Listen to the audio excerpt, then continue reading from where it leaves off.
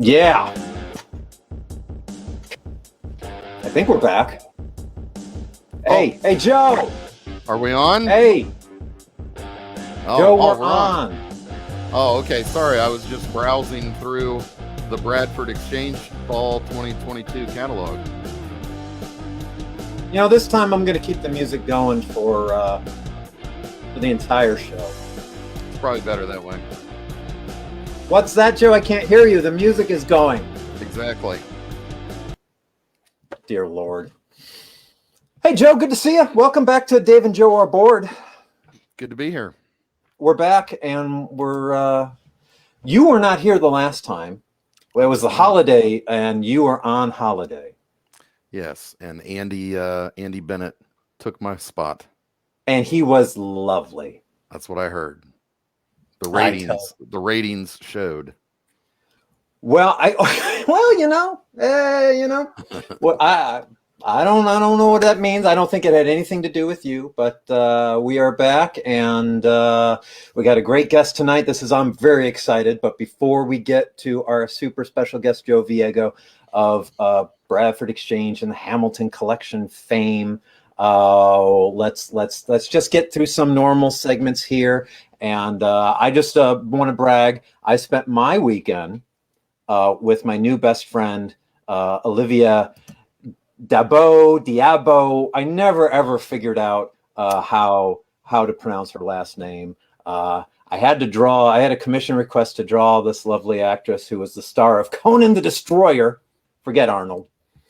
Did a sketch cover for her, and because of that, the owner and runner of the show put me next to her all weekend. So there I am, looking quite confused with Gary and Olivia, my new BFF.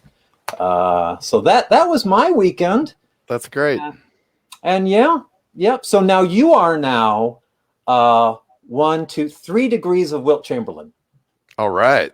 Yes, one of my, of course, all-time favorite celebrities / athletes. So yes, I would have had to ask her some Wilt Chamberlain questions. And I got one for you, which is that the horse was too small. They had to shut everything down, find a bigger horse that came from Spain. That's a great story. I love it. I appreciate that information. And I like she did a lot of work in DC animation. So she was Star Sapphire and 10 of the Royal Flush Gang and Batman Beyond, and she was Elastigirl of the Doom Patrol on Batman Brave and the Bold. So I was not aware of that. There you go. And I do loves me some Brave and the Bold and Doom Patrol. So my favorite part of the weekend was she had a man who was an Olivia Diabo super fan who showed up with I think a custom made poster of Olivia when she was 15 in Conan and wanted her to sign that. That's a little odd. Did anyone show up with any custom posters made of you when you were 15 for you to sign? I wish. So next time. And then the only other thing was he was so nervous to meet her because he was such a fan, which I don't begrudge. I get it. But he had said, I've only met one other famous person in my life, and that was Ronnie James Dio. Okay. That's a weird combination of Olivia Diabo, Ronnie James Dio. So anyway, all right, let's get this to it. Let's get some pick of the week just out of consistency because we love to be consistent. This is every time we do a show, we like to pick a comic book that means something to us that we think you should have in your collection. And this week, I'll start it off here. We're going to go all the way back to 1982 with, I think, the coolest DC comic of probably, I don't know, at least from 75 to 85, Justice League 200. And it is like a 64-page book that basically sums up the best and the coolest era of DC. It is wonderful. It is the original 7 Justice League. They get the whammy and they forget everything up to when they first met and started the Justice League. So they don't remember the newer Justice League members. And for some reason, they're on a mission to collect meteors. And the newest Justice League try to stop them, and they get their butts kicked. And then they realize that they collected the meteors, and then they, I don't know, brought back the original villain. Who cares? It's Gary Conway. You went to the movies with Gary Conway. Yes. My friend, we go to Godzilla movies together. So there you go. And Gary, everyone that worked on this book is awesome. Pat Broderick did a chunk with Terry Austin. Jim Aparo did a chunk. Dick Giordano did a little short story. Gil Kane did a short story. Carmine Infantino did a little short part of it. Brian frickin' Boland did a little chunk. And Joe Kubert did it. Beautiful. And so there's no filler there. It's all killer. And George and Brett Breeding. Brett, lovely guy. George, obviously, lovely guy. In fact, most of the people that worked on that didn't get to meet Jim Aparo. Got to meet almost the rest.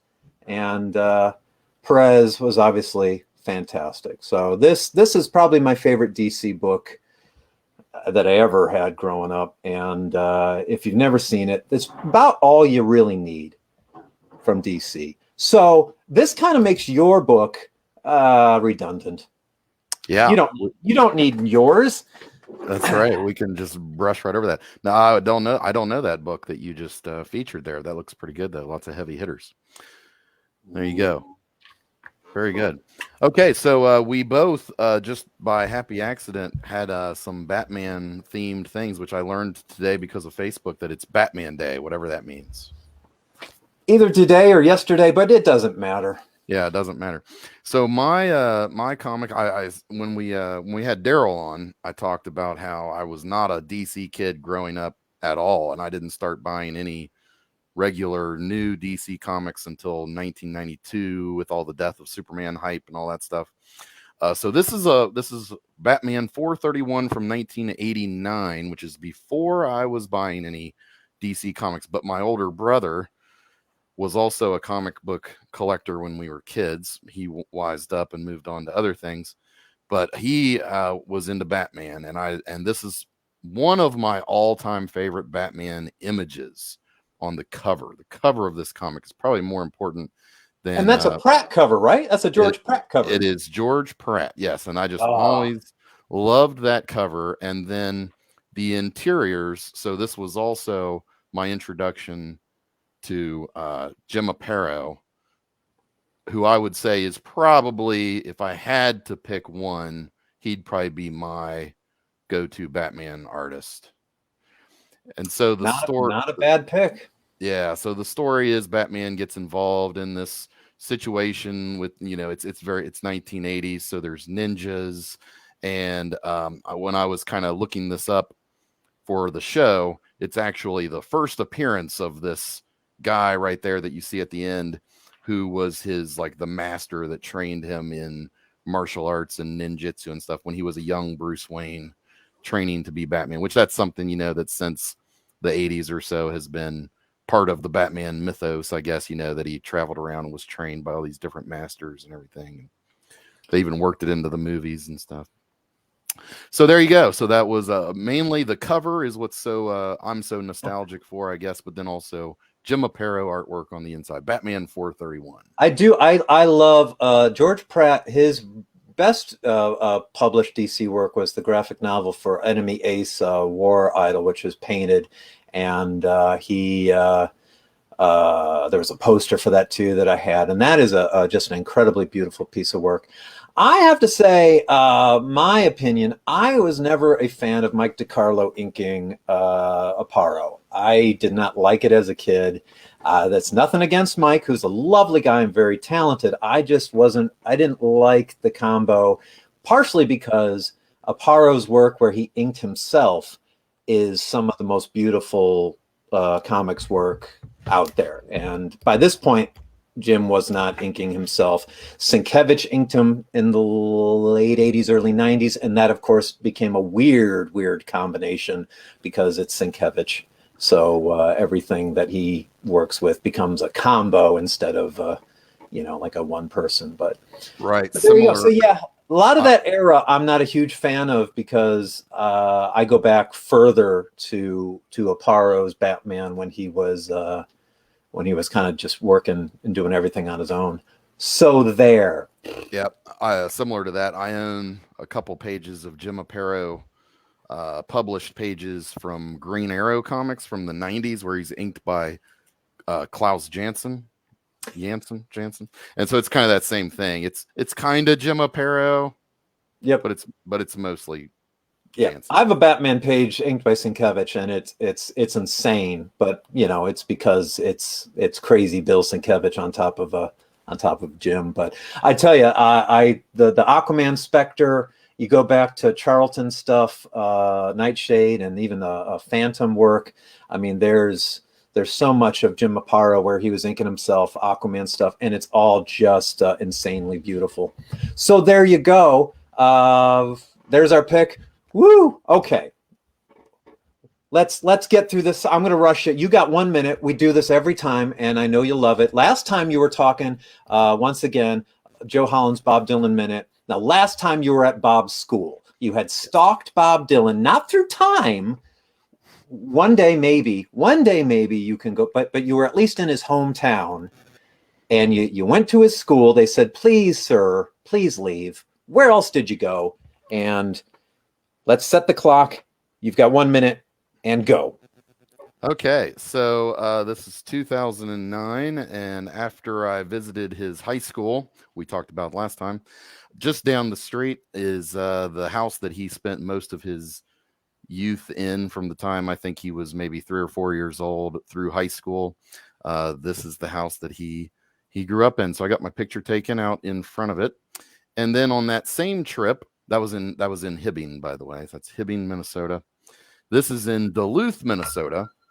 And that is the house that his family lived in when he was actually born. But he only lived there for maybe the first 2 or 3 years of his life, I believe. Looks great, by the way. Yeah, it's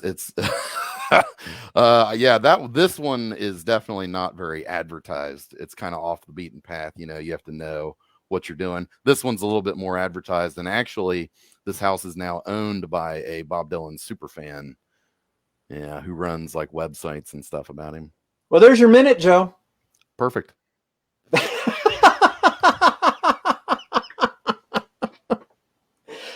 Oh God, let's hear it. The applause button goes for longer than the minute. All right. So our guest tonight is my boss.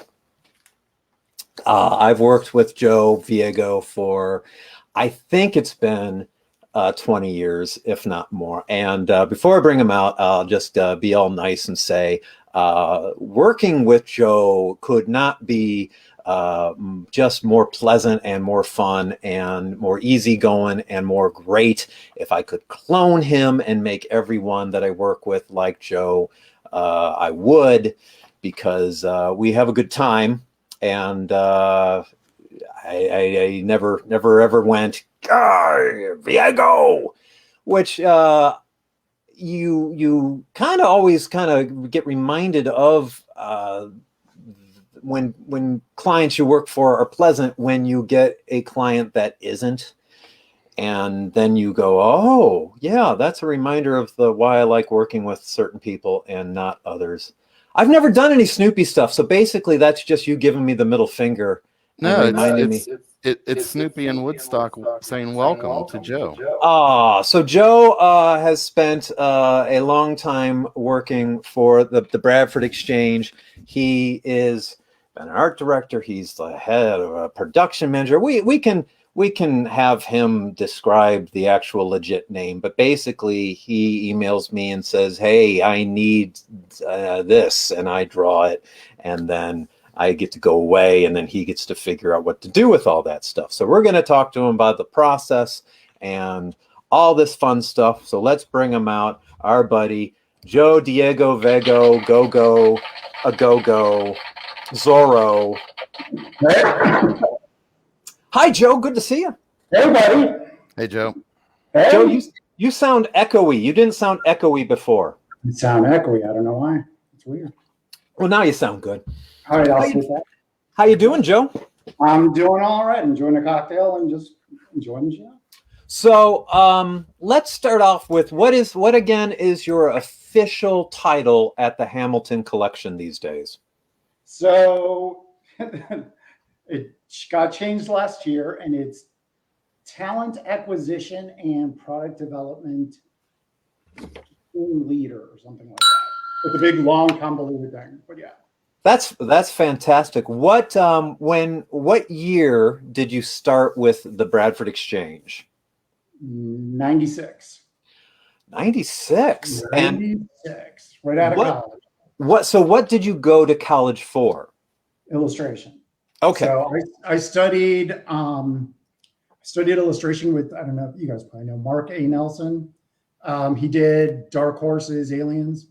Dude, I didn't get a chance to talk to him, but that convention that I was just at, he was there.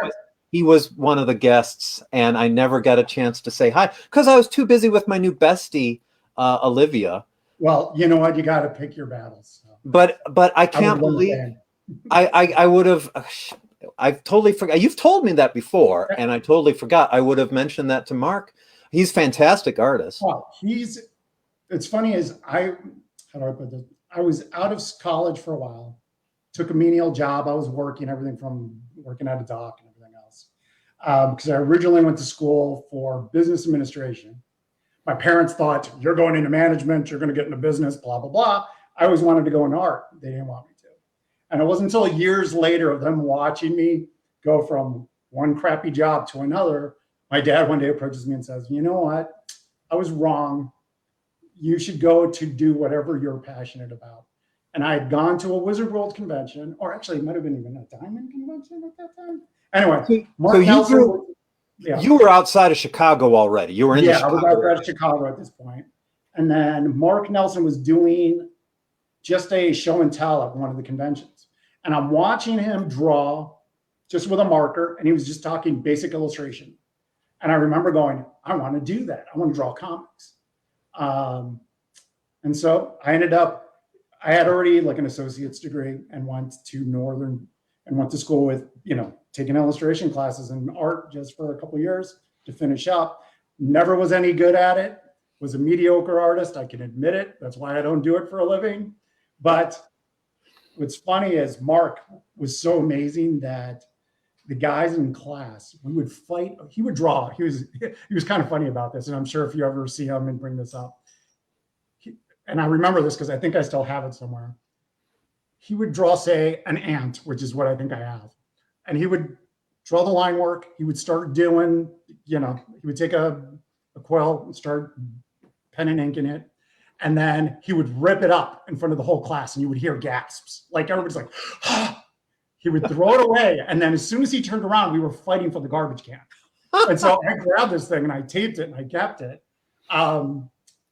What's funny is that most of my job, I got out of school with an illustration degree, and most of my job came from my friends. And I say this because I had guys there's some guys in Chicago that were just super talented. And I was so interested in learning everything. So I learned how to do mold making and casting from a buddy of mine. He had the license from Jeff Smith for Bone. And so we were doing casting and mold making in his garage and selling figurines at toy shows. And I started doing that. And then a buddy of mine taught me how to paint figurines. And as a kid, I used to paint a lot. But his name is Corey Smith. The guy was amazing. And he started teaching me. We started getting monster kits and painting them up. And so it's funny, as I went along, I started learning techniques from everybody. And it had nothing to do with, I didn't have this job yet. But when I went for my first interview, when I saw the posting for the job, it was everything that I do. Somebody who understands resin, painting, blah, blah, blah. And I came in at the lowest possible level. And I came into the department. I went for the interview. Long story short, the moment I sat down and I talked to the first person, they realized I knew all of these things. They even tested me, which was funny. They brought out some plates and they were like, what do you think of this? What do you think of that? And I was brutally honest. I looked at them, I go, can I be honest? And they're like, oh, please do. And I'm like, this stinks. I would do this. That needs contrast. I would put a wash. I would do this, would do that. And the woman was so thrilled that I was that direct and honest about it, but I knew what I was talking about. That day I had like 10 interviews. Like it was like one after the other.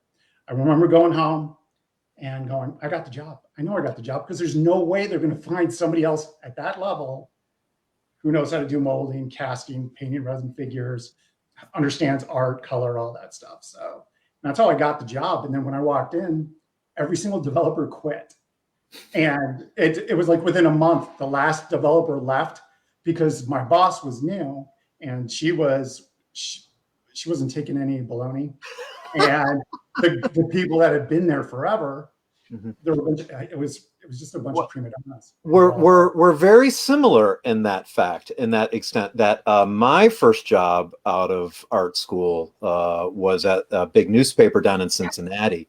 And the fairly new art director in the art department had pissed off the two artists that had been there for decades.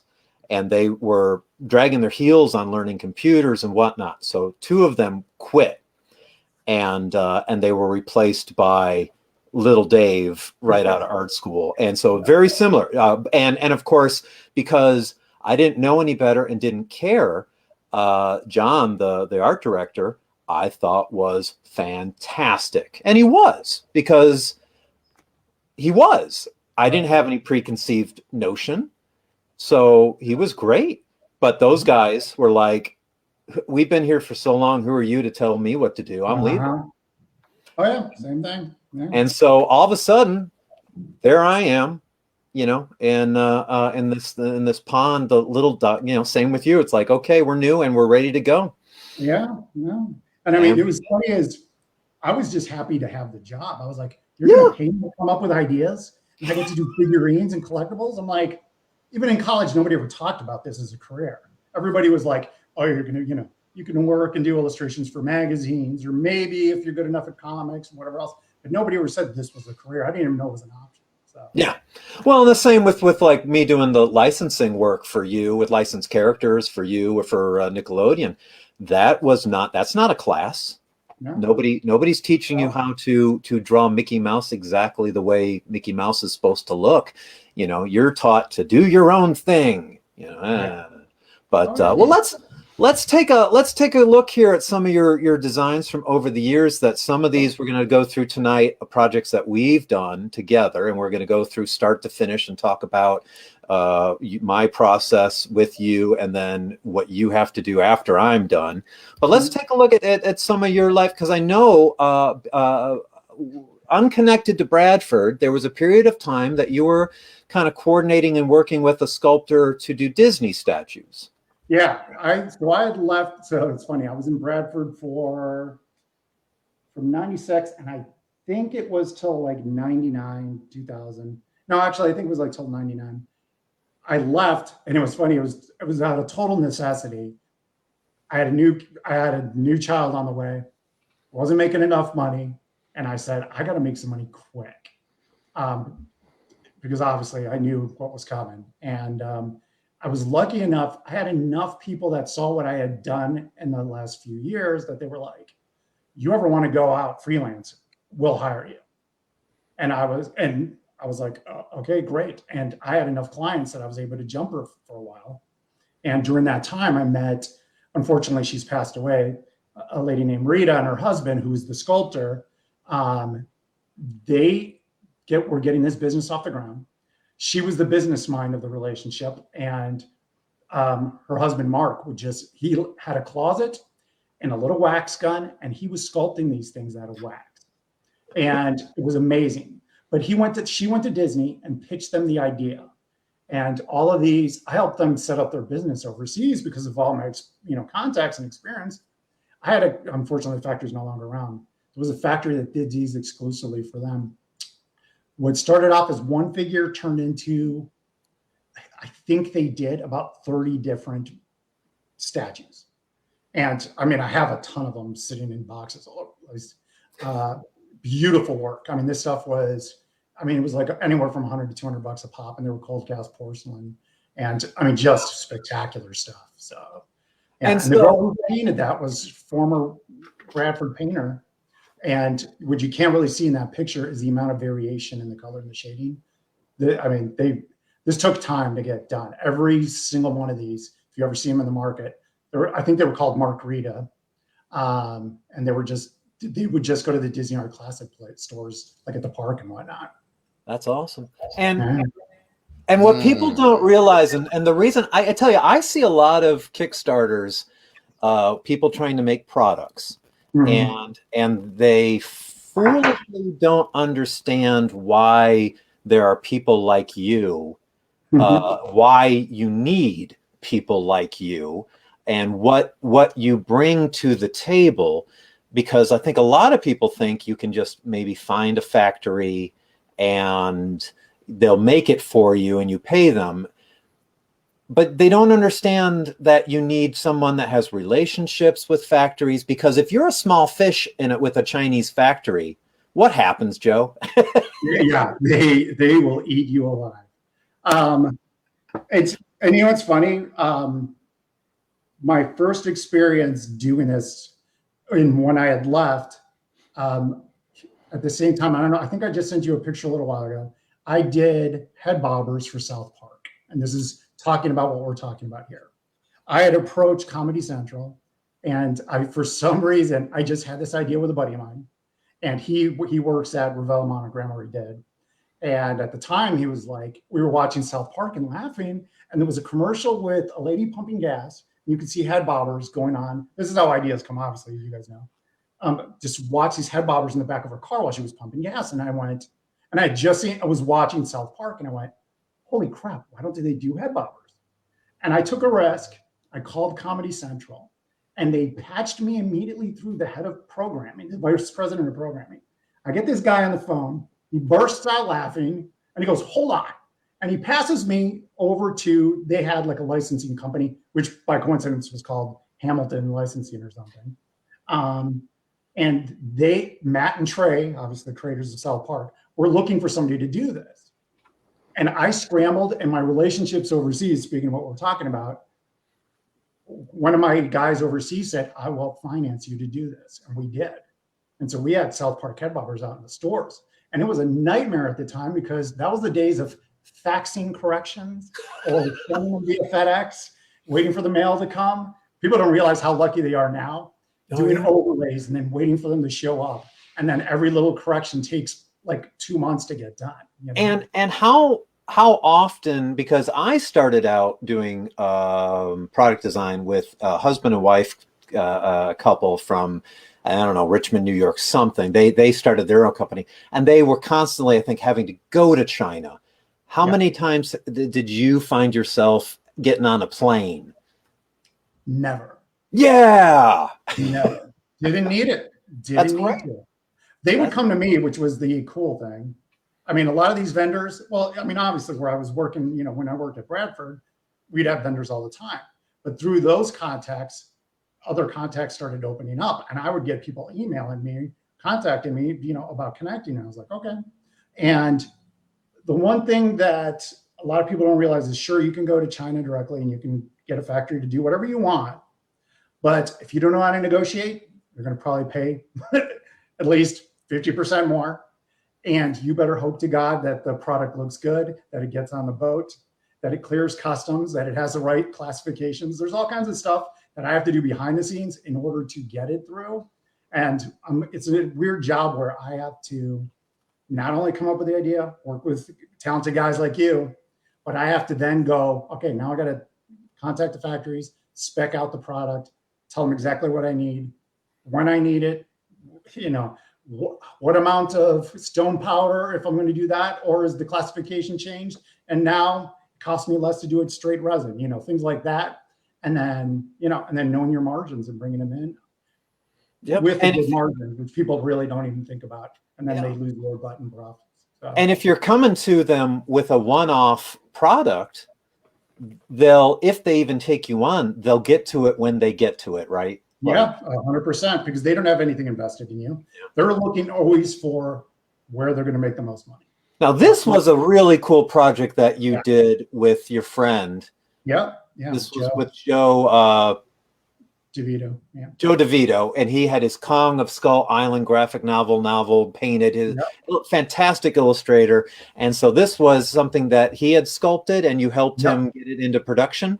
Yep, sure did. And I mean, as you can see, Joe's a talented sculptor. He's self-taught. Obviously, you know, he paints and draws, but he did this thing, and the most complex part of it is the plane, obviously. Yeah. And we had to use pins, and where you can see the, you know, obviously where the wireframe would have been on the plane. But yeah, no, got that thing done. It's beautiful, sold out. It was gorgeous. So. Yeah, I mean, I know Joe here is a giant Kong fan. So I was just trying to Google online and see if there's some place I could buy that. Yeah, no, I might have an extra one, but that's a big. But Joe, well, first off, Joe actually has a relationship with the family, so he runs the whole license for them, and then he did Kong King of Skull Island, and I mentioned this to Dave right before the show. He just sold it to Disney, so Disney's going to have a TV show for King Kong. That's awesome. And they're going to be using obviously a lot of the work that he did for Skull Island for that. So it's great. I got to meet him at least once, probably at Wizard Chicago, and not only a fantastic artist, illustrator, writer, sculptor, but to make it worse, super incredibly nice guy. Yeah, he's super fun. Yeah, he's one of these guys that you want to sit and talk with him. Yeah, he did that one too. That one we did for the anniversary of Tarzan. So yeah. Oh man. All right, and now next couple. This one's a Daryl Banks. So Daryl did the background for me. The Spider-Man was from the style guide, and just put it together. And then this is one that never went anywhere. It's one of my. I love Spider-Man. Was my first superhero. Like I was a Marvel fan growing up. Ditko, and you guys probably remember this. My first comics that I remember, besides like Archie and Jughead, was I picked up one of those little paperback Spider-Mans that had like the first 10 issues, and there was like 3 or 4 volumes at the time. Yeah, so I got them back there. Yeah, I love those things. I love the fact, first off, I love Ditko's art. Obviously, the detail got increased because it was small. And I would sit, I think I wore out those books, but Spider-Man's my thing. So when I did this was finally, we had the Marvel license at Bradford, finally. And I was able to pitch this and get this. But unfortunately, it didn't go anywhere. I think at the time, I don't even know if we tested it. We got to, that's a 3D model that you're seeing all the way to the right. Got to that point, and then I think Marvel pulled the license from. And it wasn't because we did anything, as far as I know. I think somebody put big money towards Marvel, and they were like, well, we're not going to renew it with you guys. We've got these guys who are dedicated to just doing that, you know? Yeah. Well, and the thing with Bradford, if people aren't familiar with Bradford, and we'll cut to the next one here that Daryl started. Bradford is catalog, mail order, web. They have advertisements in magazines, but they are not, for the most part in America, they are not store. You can't find, they're not allowed to sell product in stores. It is all, so they get licenses because they're very specific in where you can buy them. And of course that used to really irk like Hallmark, because we'd be working on Winnie the Pooh Christmas ornaments, and you know, the distribution was different, so they could swoop in and take that license because it's mail order only or catalog only. Oh yeah, that's. I mean, obviously we have the website now, so people can go on there if they ever wanted to look something up.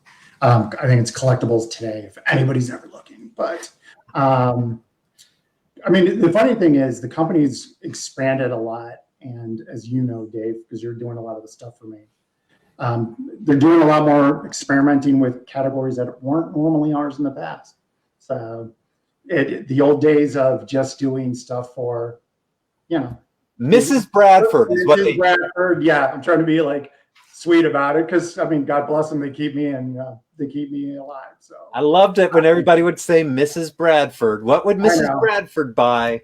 And okay, so this one, this was a big deal for us in the Wayback Machine, and this might have been pretty early on when we first started to work, because I know that this setup right here was a different guy, and I don't think I had anything to do with this setup. Maybe the figures, but somebody else had already started this initial collection.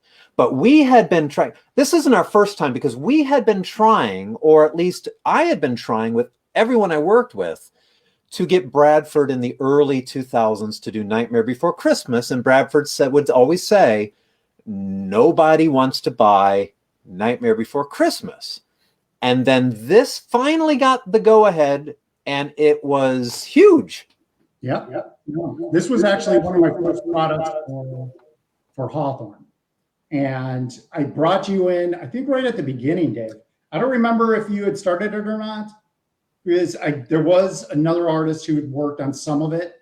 But I thought he was maybe the back ends of this stuff. But so I think maybe I had drawn up some of the figures, maybe. I think you did. I don't, honestly, I don't, it's fuzzy, but I know, I know that very quickly we did back end land for a long time. And then I think after you left, the person that came in to continue did not want to work with me, but then I think worked with Daryl on the rest of. So I think I did almost 20 did a lot of buildings, and then they did some more, maybe like another 8 or something like that, because you were nice enough to send me samples, and because this was one of the few things that my wife loved too, and oh my God, they would show up in groups at the door. There would be like a life-size box of stack of foam styrofoam cubes of Nightmare buildings, and we still have them on the shelf in our bedroom. They're probably coated in 20 years or so of dust, but and so the thing that we did on this that was so much fun was we said we want to see if we can recreate the movie, the town. We didn't want to, as long as we could, we wanted to avoid making new fake buildings. We wanted to try to find every building we could find reference for in the movie, and see if we could figure out a way to actually make the damn thing. And oh man, that was the funniest, like back in the day of trying desperately to pause the DVD, and I know, and all the figures, software to take clips and stop and having to go through it. And you and I had to invent a lot of the buildings, if you remember this. Well, eventually, very quickly, yes. We ran out of movie buildings really quickly, and then that was the fun, was trying to create neat buildings that could have been or should have been in the town. And that was a blast. But the thing that was so much fun was, like, quickly after this, I did a Corpse Bride Village that got made a bit, and that was most of those, the Town of the Dead was like connected buildings where everything that was like a standalone almost had to be redesigned or faked. This was at least a town that had buildings, so it all worked. And then, of course, I didn't have samples of this one, but we did a very brief a version of Christmas Town, and that was a blast as well. So, and the thing about the Nightmare Town is that they did a blacklight version of it. I mean, it's 15 or more years later, and they're still making money off of it. So I always laugh when I see another version of the same thing. I'm like, my God, that was 20 years ago. Now they're reselling it, but now, it's now glow in the dark. I'm like, okay, great. So, it's awesome. And I tell you though, the people who are crazy, also super crazy, in Japan, that was my inspiration of why Bradford should have done, or Hawthorne should have done Nightmare, because it was still getting made for products in Japan. And this could not be purchased directly in Japan. So Japanese people, collectors on eBay and stuff, they were willing to drop some serious shipping money to have this, because they thought it was really cool. So, that was a fun, and it actually got made. So cool for us. We did the We train. did the train, yeah. That was The an train came out great too. No, that was great. What's Yeah, funny is go on. I never set it up. I was too scared to break it. Yeah, they're not cheap. So yeah. Oh man! So now this is we're going to go through products from start to finish in a second here, but this is just a little quick idea of some of the process. But this was an idea we had started. You had gotten the license for the Batman TV show, which I adore and you adore, and so we had tried to do. You had said, let's try to do some fun cartoon figures, and so this would have been an example of my initial just quick thumbnails. That I send you and you get to look at, and then this was another idea you said, let's try vehicles too. And then you give me comments, your team maybe gives comments, and then we tighten it up. That goes to color. Now, one of the initial things that we tried with this was they said, we don't have the license to the movie. Yep. And I guess we couldn't do the bomb scene. So we couldn't do Batman and the bomb, so we just did a Batman. And it's a shame because that was the whole reason we came up with that to begin with. Yes, that meme of him running with the bomb. I was like, yeah, that's it. Yeah, I totally wanted that. You said bomb. I drew bomb, and I said I want that figure. And then they said no, you can't have that figure. No. So we did that, and then of course, then you send it out for the digital sculpt. Which goes all the way back to there. Yeah. And then this one didn't go anywhere. Yeah, it didn't go anywhere. No. Oh, probably would have. So yeah. Yep. And then that's that. Now this is another example of us trying to have fun. Yeah. They had given you a go ahead to try, or you had taken the reins to try some Marvel statues. Yeah. Yep. The first one that we'll get to in a second, this was the one that was a lot more fun. Yeah. You said, let's do Thor and Hulk.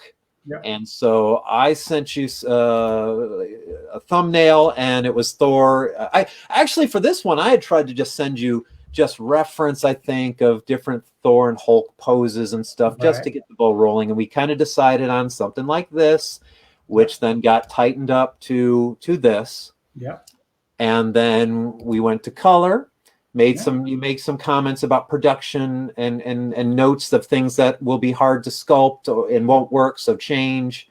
And we eventually got to that. Now, at this point, you were working with a cool digital sculptor. Yeah. Yeah. So actually, really good guy. And he's now working for Pokemon. So, now, was that Chris Griffin? Yeah. Okay. Chris had worked, we're going to talk about the Batman statue in a bit, and that was Chris. Yeah, and Chris is somebody who was friends with Joe DeVito. He went to school under Joe DeVito. And Joe told me about Chris, and you know me, if you got some talent and you're a nice guy, I'm going to give you a shot. And I gave him a shot, and he eventually got hired and brought in. So, and of course, none of us chose to switch Hulk from kind of a Kirby-esque classic comic Hulk to more of a Mark Ruffalo Hulk. That was not. These are the things that you and I have no control over. Nope. Nope. Things that we love versus what they want. Yeah, and this is licensor stuff too. So. Yep. And so that's their comments. Yeah. The way that Bradford, Hamilton, Hawthorne, the way that they like to work is that they then try to market research. They send out orders. They try to see what their response is going to be, and they have some sort of magic number system that if they get a certain amount of people checking the box and saying, yes, I want to buy this, it's a weird ass Kickstarter almost. Yeah, it's kind of is. Yeah, it is. And so they try to get pre-orders, and they don't. And then if it doesn't get the feedback, it dies. And this one died. Yeah. This one did not. This was the first one. And you had said to me, "Hey, I got an idea. Yeah. Hulk transforming." And so we kind of did a little bit of back and forth, but pretty quickly we got to this. Yeah. And, for me, of course, the whole point was Hulk. I want Hulk to look like that. Right. And of course, Marvel and everybody said, Yep. no, no, no. Yep. Hulk doesn't look like that. And so too bad, you loser. Yeah. But you know what? This piece looks amazing. I got it on my desk at work. I love this thing. It's especially cool when you turn the light on. Yeah. Oh, yeah. Yeah. And what you don't, yeah, the green in the back really lights up too, which is great. Yeah. So this one got made, and that was a lot of fun. I mean, it's fun for me when anything gets made, but this was a cool one. And you actually did this one out of plastic PVC. What was it? It was hollow. This is resin, but I hollow cast it. So, okay. So that gas cloud that you're seeing in the back, and then, I mean, obviously I had to put LEDs in there. So there is LEDs in front of Bruce Banner in the front, where you see those little directional lights, even though this is digital right now. We did put the LEDs, and then we've got them inside the back where you can obviously see the gamma gas cloud coming out. So we did it. We got something made. And here's another one. We tried. Oh my God. I tell you, a whole different podcast show or book of all the fun things that we've tried and that never got anywhere. Now, this was bikes. We had done bikes, but we also had done like flying scooter vehicles. Yeah, those were cool. The Star Trek and the Star Wars stuff. Yeah. We did Star Trek, Star Wars, and Avengers because it was like we thought like Hawkeye had his neat flying thing, so we were like Iron Man and Spider-Man. Never, and of course some of them got so weird, and this one was hysterical. This one's on my desk at work. This thing, it came out cool looking. It's a bike, but they were like, "We can sell bikes. We got this license. All right." And I thought to myself, I don't want to do a motorcycle with decals on it. So this was just, you know what?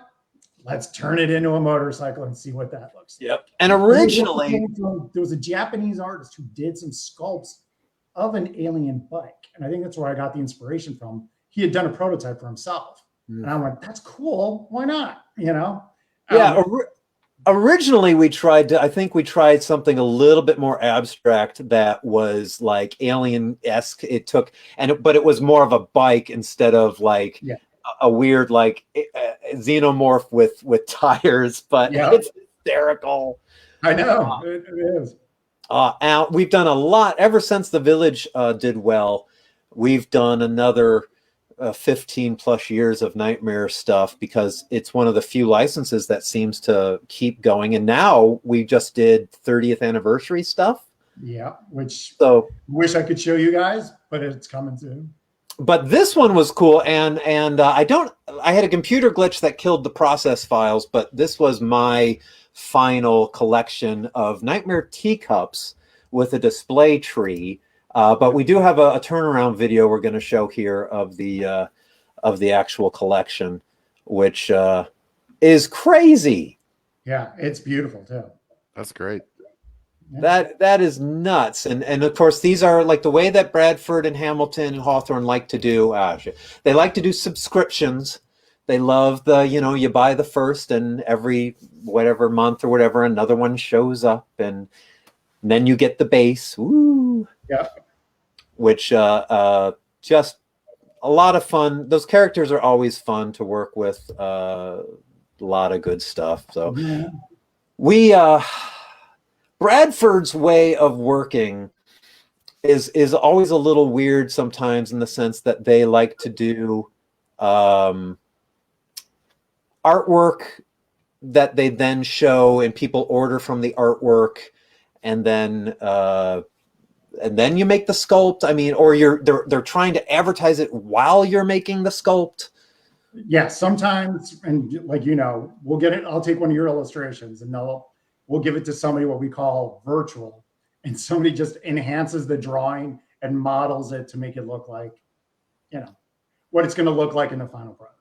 We try our best. Sometimes we actually do sample the stuff, or I'll go digital, at least have the sculpt done, color renders done on the digital sculpt. So it's going to be pretty close to what it'll output like.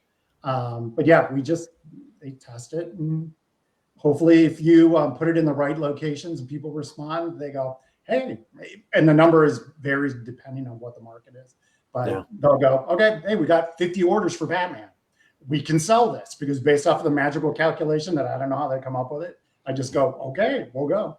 they'll go, okay, we can sell a few thousand of these, and then then we go to town. So it's baffling to me, but it's not my job, so I just kind of nod politely. But I did a ton of Bradford. There's Bradford Exchange, and there's Hawthorne Village. There was Ashton Drake Galleries, and then the Hamilton Collection is down in Florida. Right. When did you leave Chicago-based Bradford and all that and go down to Florida for the Hamilton Collection? I think it was around 07, I remember because it was summer and it was hotter than hell. But yeah, came down in 07. My parents had retired down here and I was worried about their health. And I'm like, you know what?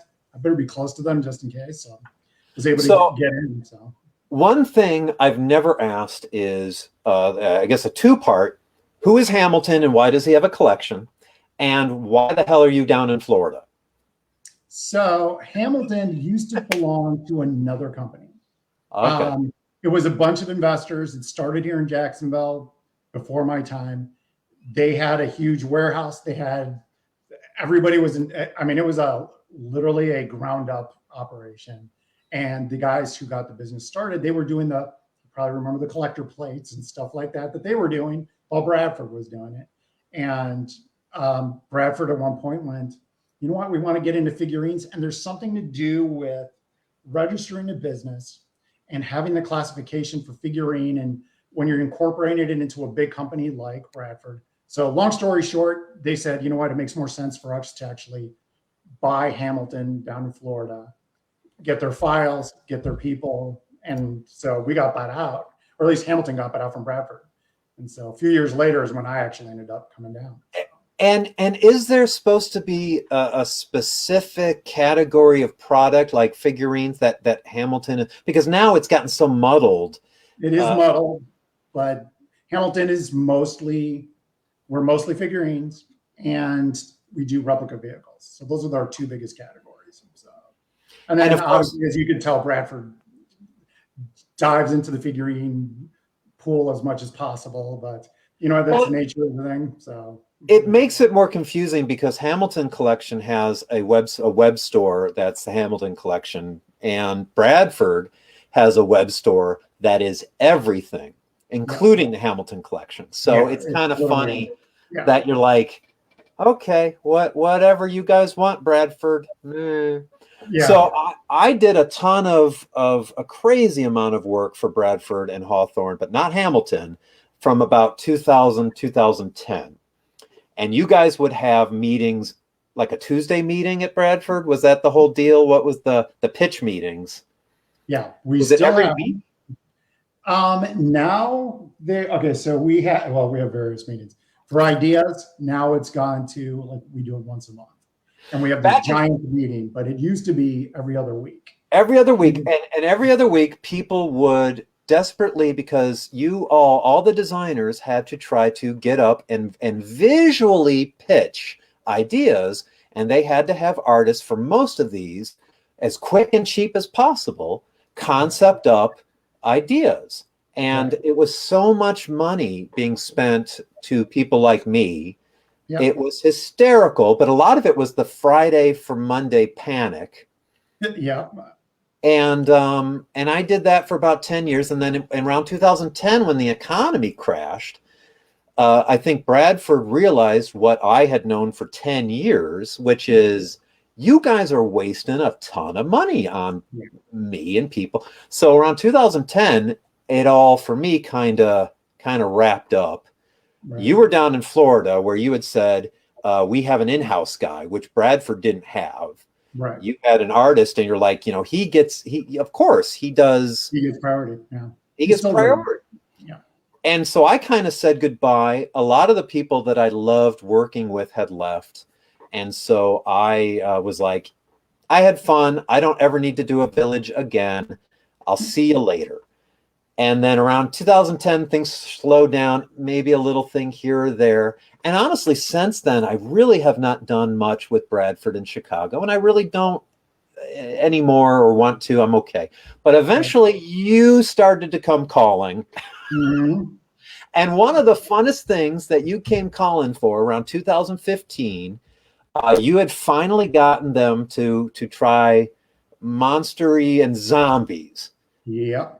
And they were so late in the Walking Dead game. But Yeah, I had said to you, I had said for the first time in like 15 years, I had said, you give these jobs and you license art from artists.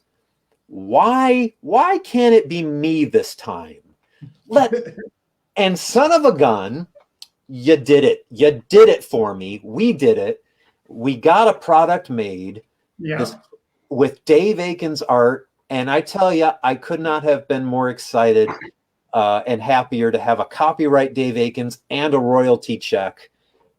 And I tell you one thing, it was the game changer for me for my interest in doing product design again. Yeah. It didn't mean everything needed to be a mine, but it just gave me that extra excitement. Plus, it was working with you. So the gang was back. But this, and I know we're almost at the hour mark, but screw it. We're going to go through just how much and how insane, because this is the only thing that got made, the zombie hearse, which was hysterical. But we had tried busts. Yep. And that's the thumbnails. There's some color. They were limited color, almost a pewter. And that you got, and God love you, you sent it to me. You and I are the only ones with a sample. So yeah. It never got made. I love it too. And it turned out great. And then you said to me, I want a wall sculpture. Yeah. Zombies coming through the wall. And I said, and you were like, nah. And I was like, maybe. And you were like, no. And then you said window. And so then we did window. And then you said, yeah. That's it. Yeah. And then I tightened it up and, threw on some limited color. And then you took over and you went to China for the... I went crazy on this thing. Yeah. And you showed... Yeah. And then, oh, baby. And you have this. Almost to scale, so you guys know. It's almost to scale. I've got the only sample of this thing. I can't barely lift it up. So when you're done with it, I will drive down. Oh my God, Dave, it's got to be. I don't think I could even put it on the scale because I think it's a button. It's because we never got to the point where we're like, all right, we're going in full production. We have to hollow cast this thing. Yeah. We just got the base sample, color callouts, like, hey, what is this thing going to look like? And it never went anywhere. And it's like one of those things that if it would be at a Halloween store, somebody would buy it. Heck it's yeah, just man. Direct mail, but it doesn't come across the same way as like you can see that there. No. Oh, baby. We tried Cute. Oh, yeah. Because I had done a kind of a cute zombie board game with Twilight Creations. So we tried Cute, and Cute got to that point. Nope. And I love that thing too. So it's adorable. Yeah, I would love that thing. Yeah. Zombie Biker. We tried Zombie Biker. Yeah. No. We tried Zombie Bike. Just a zombie bike. Yeah. No zombie bike. We tried Zombie Drive-In.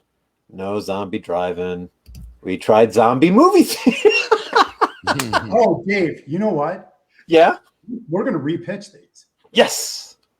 We're going to repitch them. Do me a favor, remind me or send me the JPEGs again, because that'll remind me because of what we've got coming up, which you know what I'm talking about.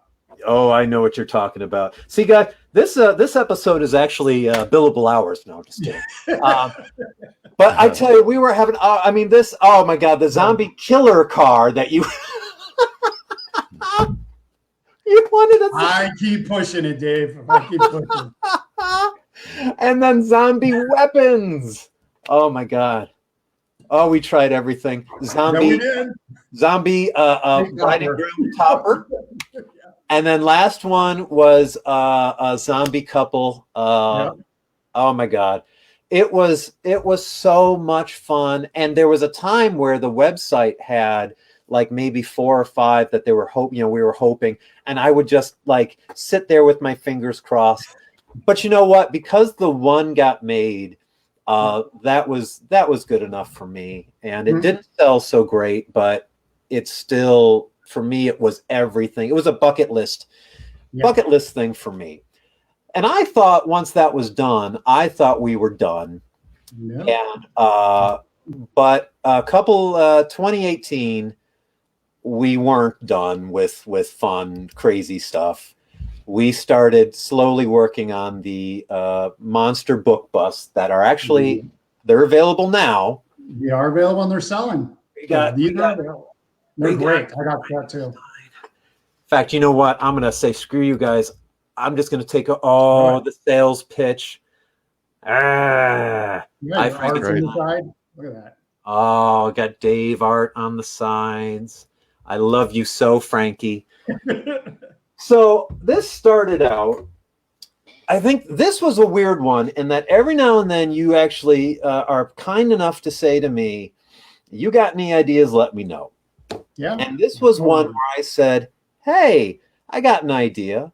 And it was kind of, some of it was brought about by a Warner Brothers store had Two-Face bookends, which was just on my shelf, a big Two-Face. And I was thinking about what could be done with decals, because everything, you know, anytime we can do decals, it seems like somebody there is happy. And so I thought we were doing Batman stuff. I sent you an idea of like maybe if they were like graphic novels and the Joker was peeking through, and you said, no, Batman, let's try Nightmare. And so we had gone through that. And actually these are still maybe up in the air. Yeah. We had also tried Harry Potter, which may one day happen, but and Fantastic Beasts. Yeah, and this one I actually have the sample of the first one on my desk, and this is a possibility. So, but then somebody said, and I don't know if that was your idea or whatever. They said, you know, copyright public domain monster books, and I think that was you and I just shooting the shit, Dave. I mean, really, I think that's how we come up with most of this stuff. But you basically, I think, did the work, and you were like, look, there's these vampire books, there are these mummy books, there are these wolf books. You know, sadly, there's only one Frankenstein, but the name was so long that we just kind of split it up for two. And then I was like, you know, I've got enough old art that I own, the usage rights for, that I think we could slap it on as decals and not really, I wouldn't have to do much work. So we tried as quickly and low end as possible to come up with these bad boys. And I roughed out this, and you said, okay. And then we tightened them up and threw on color and designed the decals. Yeah. And then I'm done, and it is all with you in China. Yeah. And your sculptor. And then this one, you made the colossal mistake of sending me photos of clay sculpts to comment on, which is a horrible idea. I actually love doing that because it helps me, because I know you're going to see something I'm not going to. So. Oh, and I get so frustrated because I want to fly. I want to hop on a plane to China and tell somebody, get up, and somehow instantly learn how to sculpt to fix things. But I digitally try my darndest to make notes. Here's an example of when you sent me Frankenstein, and I try to alter things and do a before and after with notes. And they don't, like you said, you're not going to get everything, but hopefully we can get enough. Right. And sure enough, I think especially with Frankenstein, the final is not that's my digital alter, but the final result changed enough that it fixed the big issues. Yep. And then this is my collection on that I had set up, but you do your paint masters and you go back and forth with them about all the paint.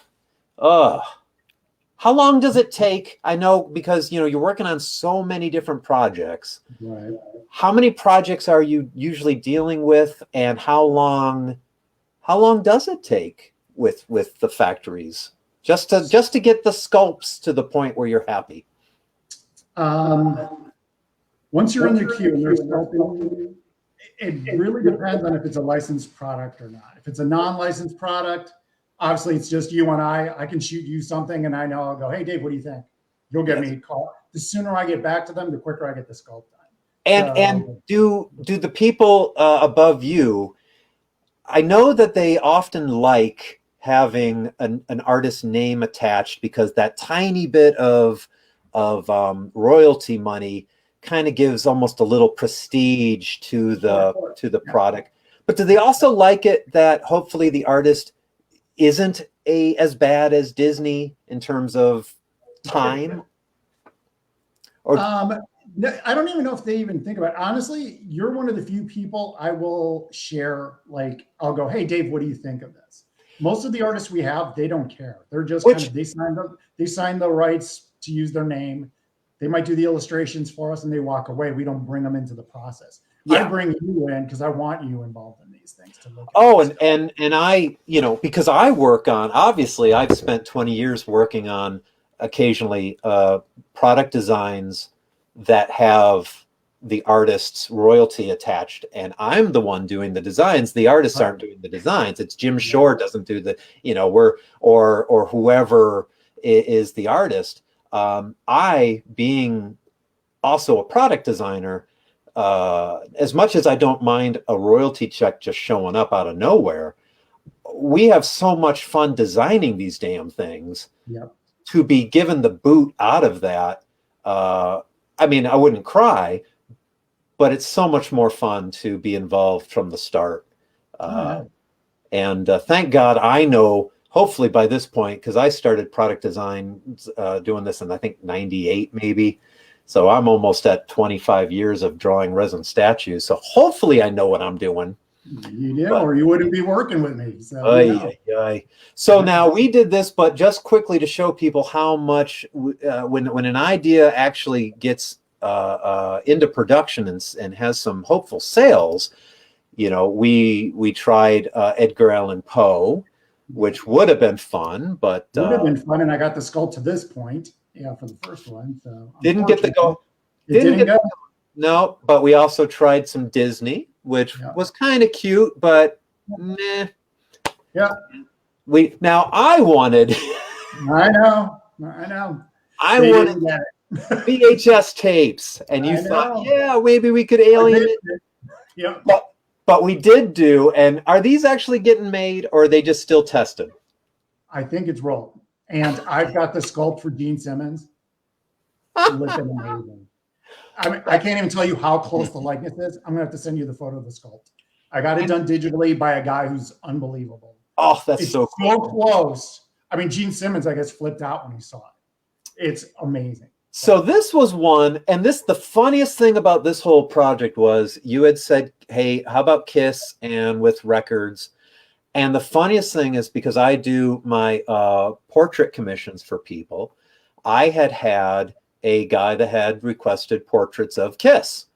And I was like, because saves you and all of us, and this is much better quality for you to do your pitch, than me, because normally we don't do likenesses, and normally I don't do this level of rendering. Or don't do it this way for concepts. But we were able to make it work to take those portraits I'd already done, and the only one that got the boot, Peter Criss.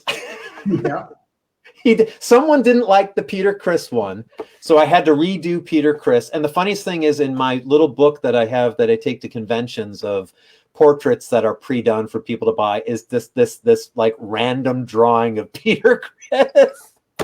And it was his mouth open, if you remember. And it was something that was out of a photo. His mouth, he would have his mouth open like a little O face. And apparently he didn't like it. So yeah. Well, and it was also an older, I had the hardest time when I got this request from a collector.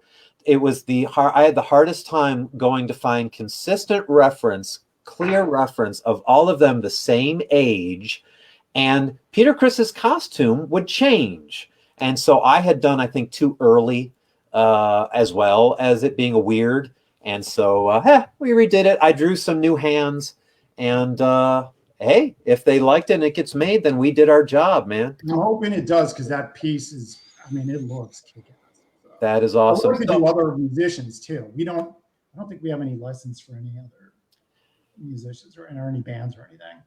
I mean, and the whole idea was, hey, books don't make sense with Kiss, but albums do. So Yeah, it should be cool. So, and of course, now that the Monster Bus book thing sold, they said they gave us and gave you the go ahead to keep trying some stuff. yeah, And unlike the zombie hearse, that was it. I can't tell you how excited I am. I'm a little schoolgirl about all this. We got a whole set of monster hearses. yeah. And they're going, and Dracula should be shipping like this year. And Right? it should be actually. I got a feeling it's already getting to the warehouse at this point, going out to people. So yeah. Now you were nice enough to show me and send me. I'll grab a Mummy and Werewolf, which are actually 3 and 4. And yeah, so I'm surprised you didn't get the you. first two. So I got to get you those. Yeah. I'm gonna get out of here, and I'm just gonna go straight to me. This is Mummy, and Yeah. this one especially. Everything about this I think is fantastic. So this one especially, I did new art, to kind of combine with art I'd already done. We got a Crazy Dave mummy on the front. I got my one-eye crazy mummy. Oh, and the Dracula one too. My wife is on that one, so I'm sure that one's fun. Joe, I'm sorry you're not on these. Joe is posed as a zombie. He was on the zombie hearse. But Very Joe, proud. unfortunately, I think that's Vampire Matt. Matt's my other model. But my wife, Vampire Gina, is in the back there. And then we did Frankenstein. We got the Frankenstein monster hearse coming. This is my, so the way we always tend to do these before they go to Sculpt is I slap on my decal designs and my new art onto these, and then you take over and start with the sculpting lands. So we have the werewolf one, which you've sent me as well, and that's awesome. Yeah. These are cool. Love them. And then my mummy. Oh gosh, the mummy one. Mummy is awesome. I mean, just look at. I mean, Dave, the art on the side, it just looks like a classic movie poster, and I love it. So it looks and thank you, because what I wanted. So the first thing that we tried after the bookends were lanterns, right. And I didn't do new arts, but I did recolor things because I wanted to go more Italian Basil Gogos, more neon crazy color. Because the mummy one, I just used art, and it was very straightforward from what I had already done. I didn't recolor anything.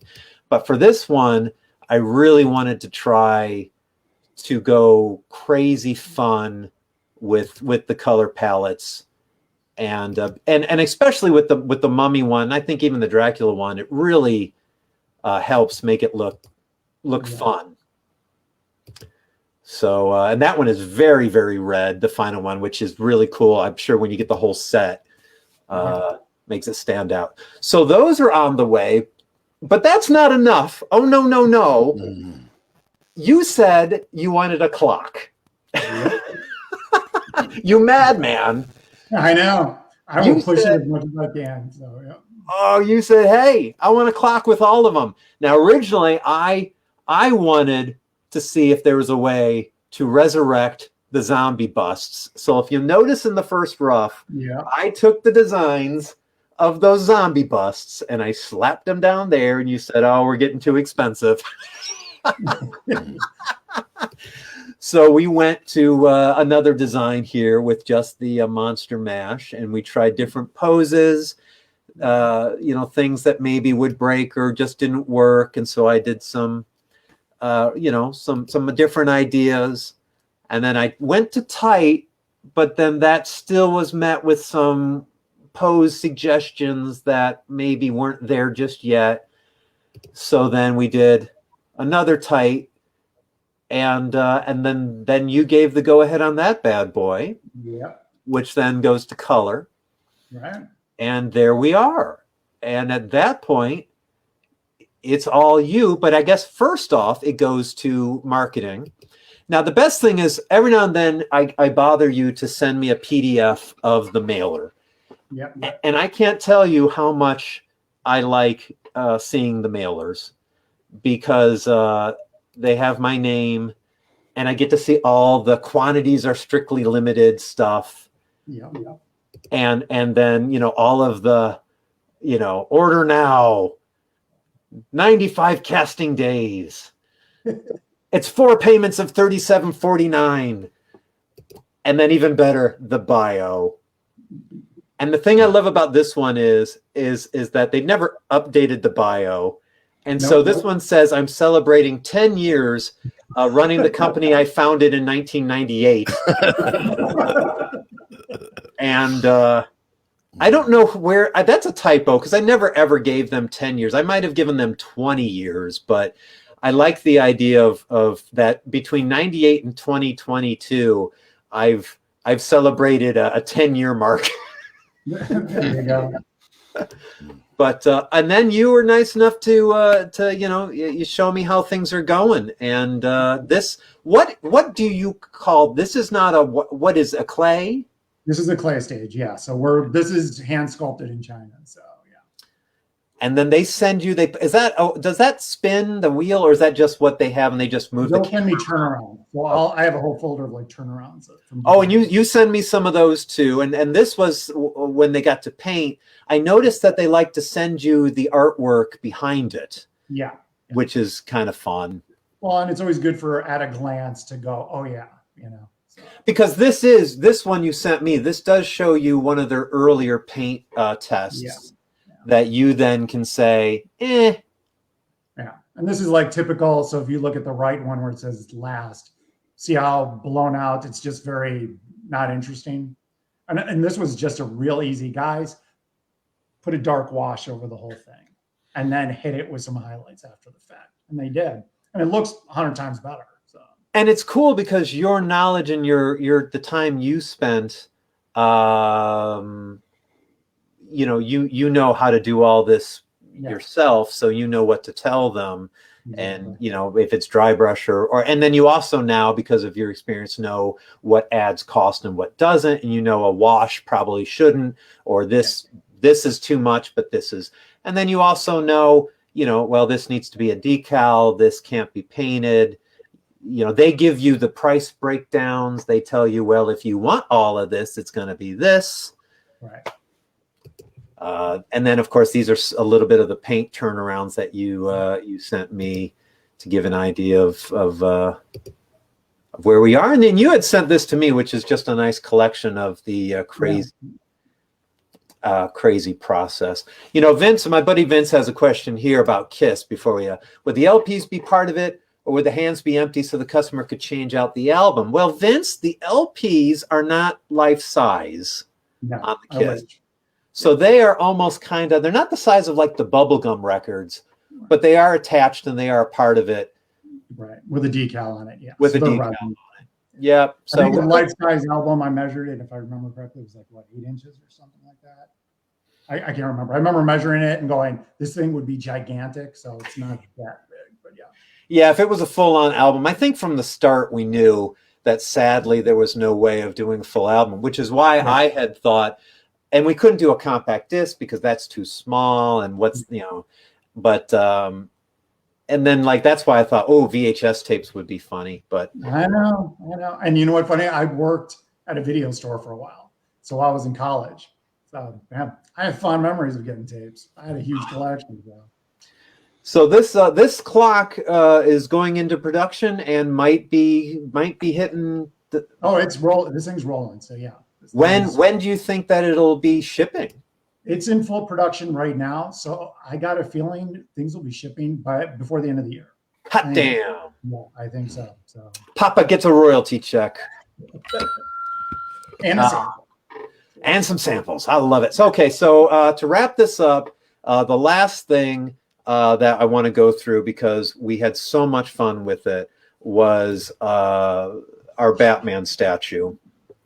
And this was just a crazy job that there were stakes on the line, because the moment you said, we had done Batman and Catwoman, and even though it sold and went into production, it was very unfulfilling, because it was designed to sell, not designed to be awesome.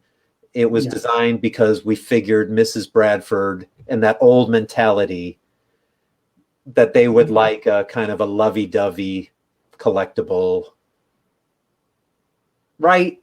Oh no, it's as you know, I have to kind of get the first inkling that there's a customer out there for it. And so I knew if I do a relationship thing, we might have a chance of some of our female buyers to want to buy it as well. And I knew that would help with them going, oh, we need to do the next thing. And that thing sold so well, the couple. And I think people have used it on wedding cakes. And honestly, I mean, I don't want to poo-poo the notion. The fact that we were working on it and the fact that it got made was, I mean, I know at the time, because it was the first one that we had done, that I was like, oh my gosh, this needs to get made. This is the best thing ever. It was just that you then swooped in and said, hold my beer. And you said, okay, let's forget about that. Now let's really do it. Because I know sometimes you always like to say, if you had one statue, 100%, that's what you did. What would it be? What would it be? So this started out with, I said, okay, well, I mean, you know, they've done some neat model kits where you can diorama them. So like, what if it was, you know, just kind of a group shot and they're on the logo, and, you know, maybe there were some pows and biffs, and you look and you said, yeah. And you said, no, more of an environment fight scene, I think, is what you came back. So I went and I brought you in that.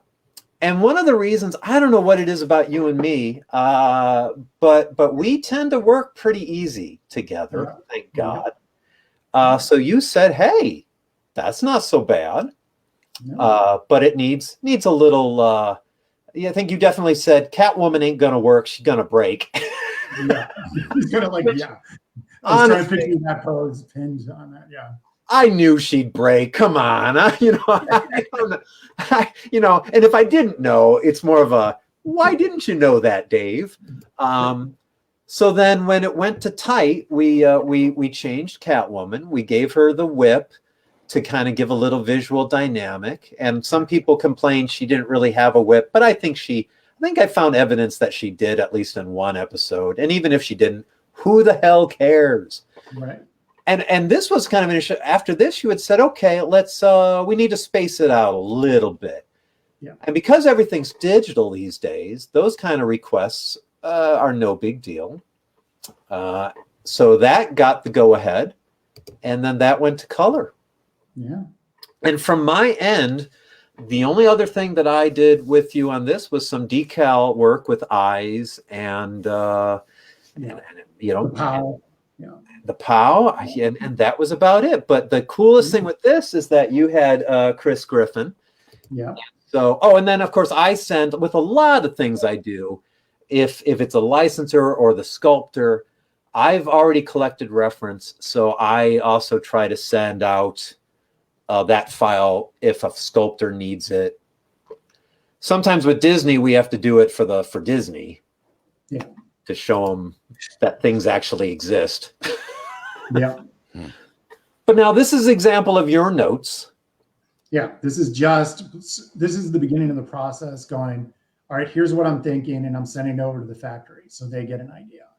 And then, you know, then they'll come back to me back and forth. And there's some forms that I have to fill out and whatnot that has some more specifications on it as far as material and everything else. But this is the general beginning of, hey guys, this is what I want to do. What's it going to cost me? What would I need to taper on this? Yeah. And lucky for us, there wasn't a lot of marketing was okay with me spending money on this thing.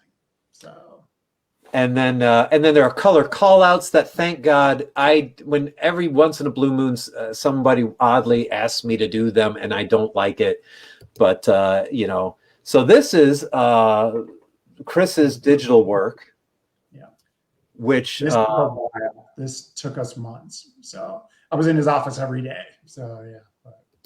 and some of the because it's digital, you've got some look into the isolated parts that I think you had sent me to help with figuring out decals for eyes and things.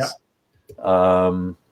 And so that's kind of a neat look at all of the isolated figures. And then that's a color version of the digital piece. Yeah, so that's a color render from the digital. Yeah, which is at least gives the buyer. It's better than adding that add a little extra paint to my art. Right. This at least is an idea of what the sculpt is, as long as the factory doesn't somehow biff it. Right. But that's kind of an idea from me to the digital color, which is hysterical. In my insanely nitpicky eye, the only thing that I wish I would have caught is that my penguin is Burgess is hunched. Yeah. And we straightened Burgess up, and so he's a little short. How dare you? How dare you? But this is crazy. This you sent me, and of course I'm not ever privy to any of this. So what the hell? So this is a digital output. I don't know why they used that paint. So they prime it so I can see the details. Because, you know, when you're getting a digital output, a lot of times they're just, you know, it's almost like a white plastic. Yeah. And so they prime it with whatever color just so I can start getting detail. Why they used a chrome bronzy paint for the figures, I have no idea. But it's awesome. Yeah, no, it is. It's pretty wild. And the Batman award goes to the bank vault. Yeah, the golden Batman. So, yeah. And there you go. After all is said and done, the final product, and it's a beast of a. Oh my gosh, it's gigantic. I mean, I still have a few boxes, and it's. I mean, you know, Dave, you got some. They're huge. I unfortunately, one of the ones I got, and you know, again, not to begrudge the factory, but China wrapped it all up, and they sent out a one that they knew was broken. Oh, shut up! No, really? Yes, and it's obviously it didn't break in the mail, and it was Batman's fin. And his hand, they had glued his hand back on, and then one of the fins had gotten broken, and it was gone. And so I keep on wanting to. I was like, I can fix that, but the dang box is so big. Gigantic. But okay, here we go. Let me. I'm gonna. If I break this, I'll cry on live thing. But here we give an idea. This is like it's almost like you ordered a pizza or a cake from the you know, this is how big this dang thing is, and it's a big footprint of circle. But holy crackers, I got this at the same time I got one of the larger Mandalorian figures, so I put him in there to hang out with Batman. But oh my gosh, what a bucket list product to be able to say to be able to be a part of. Sheesh. Well, that's an idea of what we have to go through. Yeah, just a little bit. We have so many things that we've designed that never, so many things never get made. So many things go into test. Yeah. When you're hiring artists, you're at least to begin with, you're looking for the concept artists. What are you looking for in artists when you're hiring them to draw concepts for collectibles? So, I mean, it's going to depend on, so it depends on the categories we have. So sometimes I need somebody who can draw on brand licensed products like you obviously can. So if you look at, if somebody wants to look at my company and try to get in, look at what we have and go, hey, yeah, I can draw Disney characters, or I can draw, you know, Nightmare Before Christmas, or I can draw Warner Brothers stuff, whatever it is. If you can do brand products, that goes a long way because obviously we have a lot of licenses. Then there's the artists that do the precious moment style, very light, cute, you know, that kind of stuff. I as did much that. as it is, and I know you hate those things, I do too, but you know what? They sell, and there's if somebody can draw them, But we're always looking. the problem is that I did them for so many years before they were cross-licensing them. If somebody had said like, "Hey Dave, do you want to do Batman Precious Moments?" I would have been like, "Sure." But I did so many years of straightforward angels and cutesy Precious Moments, and the reason I hated it was primarily because there's too many variations in the characters, and it kept being revision after revision. And I was so used to working with you and other people where we would just get to it. And this was such a like, oh, it's cute, but it could be cuter. Oh, that one needs to be younger. And it just drives me nuts. So anyway. They had me try doing Precious Moments at work, and I came up with like a list of 30 ideas. Not one got approved. And I looked at them and I go, don't ask me again. I'm done. I'm done. So, yeah. Yeah. But yeah, in general, Dave, if somebody wants to do work for us, you know me. I keep the people that I work well with busy. So I try to give you as much as I can. And obviously we have an internal guy, but every one of the developers, if you get in with one developer and you got a good relationship and you're contributing just like you and I do, you'll be working forever. I mean, I've got people that have been working with me. You're one of them. I've had a few other people that have been working for me at least 10 years or more. And yeah, Daryl has had a luck with Chicago, Bradford. He kept working with them. I was kind of I gave up once most of my people either quit or left into different divisions, and the new people it just didn't. Some of the new people just didn't work, or they needed to go on a different budget scheme or budget approach. And after 20 years, especially these days, especially the concept stage, I don't do well with a countdown clock running.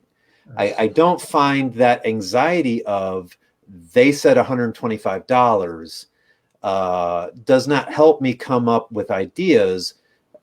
Because what if I don't get to the one that makes you the money?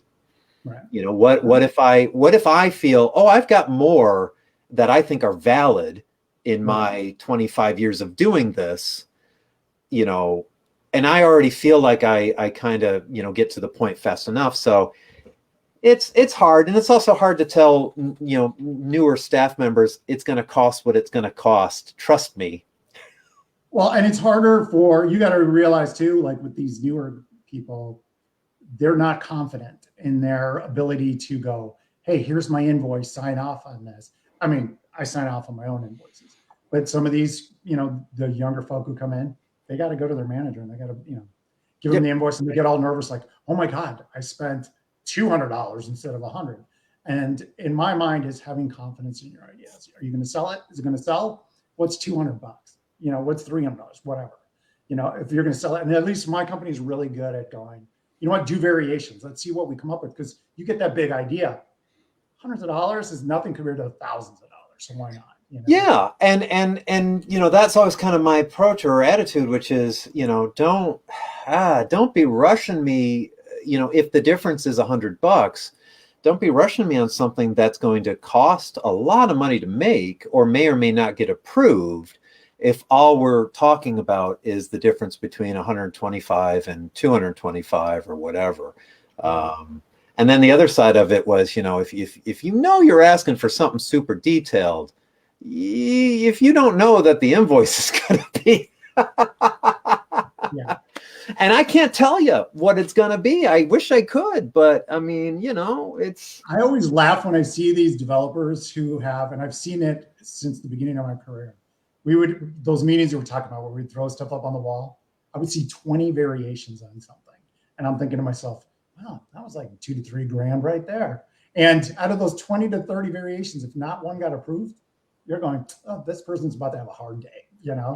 Yeah. And so, and that was something, especially between 2000, 2007, 2010. I understood that. And I tell you, there was one guy, I think, that called me up once. He was one of the guys that was filling in for you, like a Nightmare. And he said, hey, I got an idea. And I think I said to him, oh man, I'd love to. I'm just too busy. And man, if I'm being honest, we haven't had any luck. I really think it's going to be a waste of budget, because I don't think there's any chance of this getting approved. I kind of overstepped. I shouldn't have said that. But I was trying to help him out and say, it's going to be an Oogie Boogie, blah, blah, blah. And it was I was very excited. And it was like, oh my God, we have been throwing so many things at them. Might have been even before the village or something. It was like, they're not going with anything. But, good luck. And never, ever, that guy never called me again. I think he knew Daryl, so he went to Daryl. But it was just funny where I was like, Daryl's always like, oh, that guy's great. You should work with him. I was like, yeah, I think I pissed that guy off. Man, what are you going to do? Oh, my God. Yeah, and there was only one other person in Chicago over the years and this was fairly recent, that it was one where this person was an illustrator, like really wanted to be doing it themselves, and just did not trust me to do it. And oh my God, they were I was just like, well, you know what? You redraw it. You tell me what you want. And it was elaborate, and it was expensive, and then when the invoice came, they're like, really? And I was like, oh, you're killing me. It's like, all right, bye. Which again goes back to, this reminder of when I get people that like you, that are just where everyone is in a reasonable amount of sync. Right. Oh, it's so much fun. I mean, it's such a difference than when you get people who can't verbalize what they want, who maybe don't know what they want and are iffy or can't explain it well. Yeah. Because I get anxiety that this is obviously making the invoice go up, and then there's going to be that awkward conversation where they're not going to want to pay it. Right. And so I thank you so much, man. I know we're over our hour and a half month, but oh man, thanks so much for doing the show. No, thanks so much. We're gonna keep going until I guess we retire. There you go. That's all we can do. Hopefully soon. We'll get that kind of money so we can just go done. So. Well, I tell you, this is so exciting from for me to try to be junior, Jasmine Griffiths, Beckett Griffith. Yeah, Jasmine Beckett Griffith. Yeah. I don't know, but it's my only experience with royalties and sales was the zombie hearse, which didn't do great, and there was only one. So now we've got the Joker hearse and the 4 book busts, and soon 4 monster hearse and the clock. Yeah. And it's going to be fascinating to see 4, in one series and all these things. So every quarter, when the mail comes, I get a little, you know what? And if this stuff holds up, Dave, we'll be doing more. So it's one of those things that you and I have hit them with a lot. Now they're telling me, okay, let's slow down, see how they hold up for the next year. And then so probably by next summer, hopefully before they're going, this stuff is still doing great. And then we're on to, all right, what other monster stuff can we do? And of course, the exciting thing right now is that the book bust, the monsters get to be part of the Halloween surge. Yeah. And so I get to see the ads more. And I made the colossal mistake of responding to one of the Facebook ads because somebody did I want to see what they really look like. So I was like, they look like this. And the guy was like, hey, they do look good. How about that? Yeah. But it's wild. I tell you, the last thing that I sent you, I was kind of like, oh man, this is whenever it's more technical, I was like, oh, it takes a while.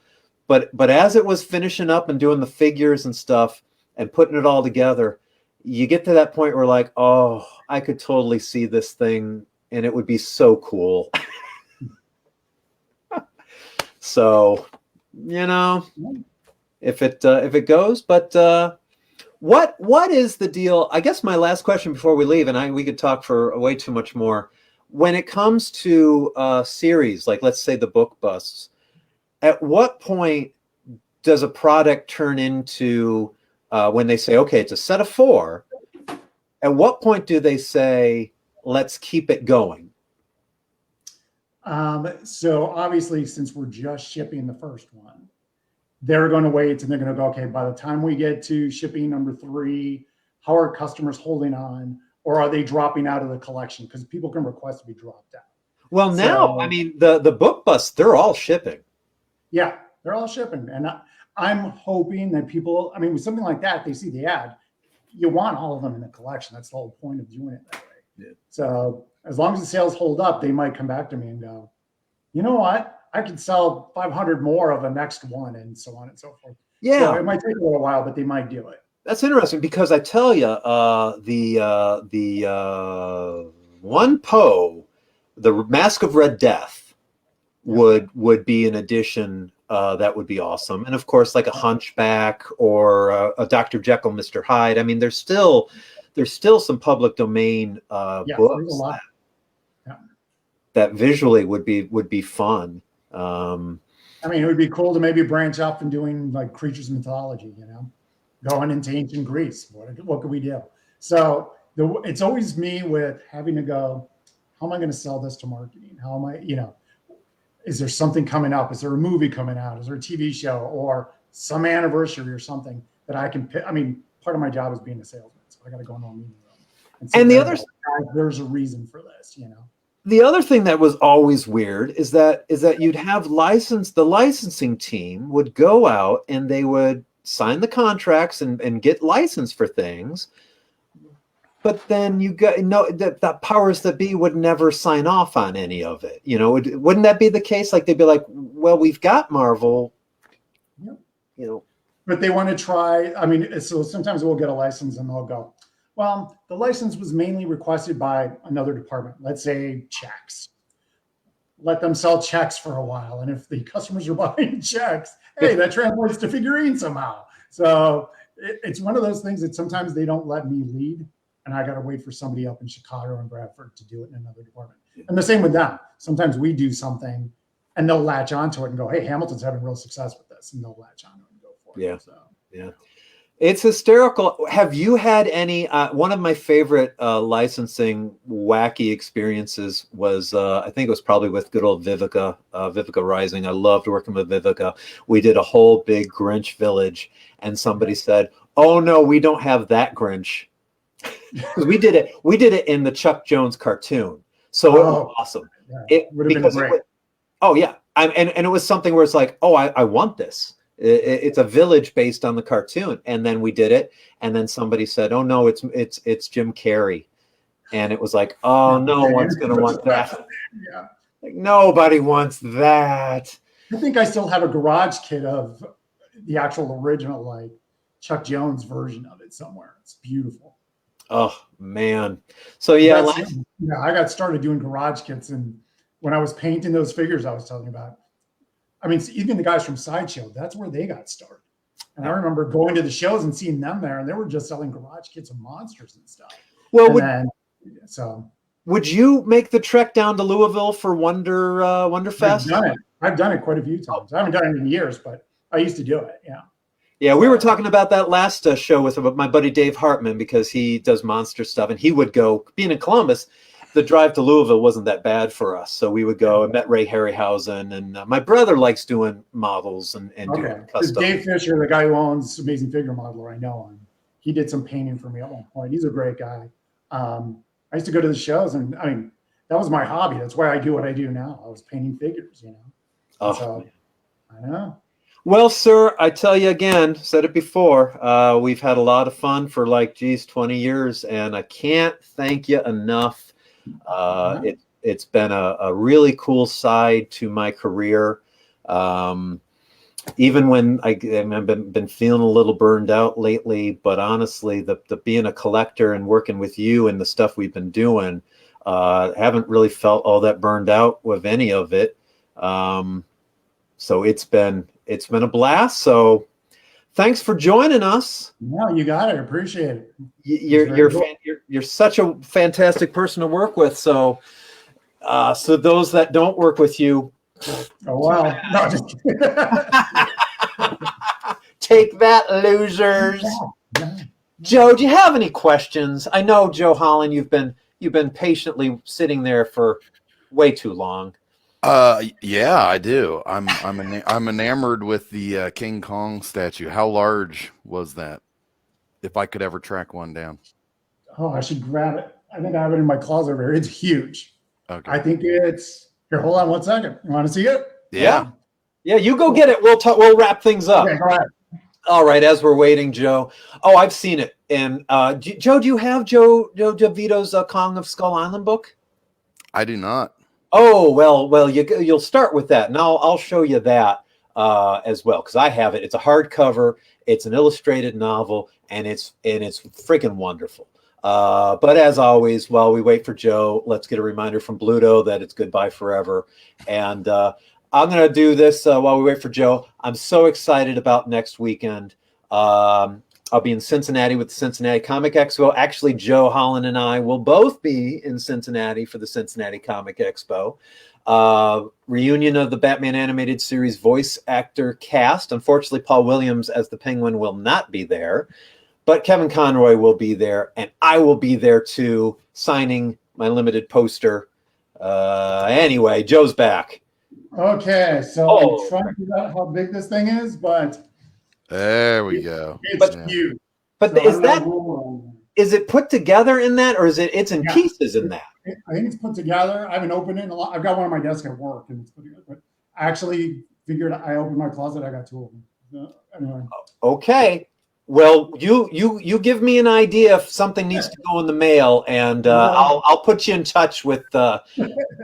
We'll figure out something if you need to lighten your load a little bit, but you got it. Depending on what the market value currently is, because I don't begrudge anybody going from market value. But you showed it to me in Chicago. You had it there because I think Joe was there. Too many Joes, but there's never too many. And you showed it to me, and I love Kong too, and I was like, oh, yeah, that's great. I've got it on my desk at work, and it's as pretty as the picture looks. I mean, the amount of detail on there, I mean, it's great. So it's awesome. Well, Daddy-O, we're just saying next weekend I'm going to be in Cincinnati for Cincinnati Comic Expo with the Batman animated cast. So that's going. I did a poster for him, which was a lot of fun to do some Batman animated art.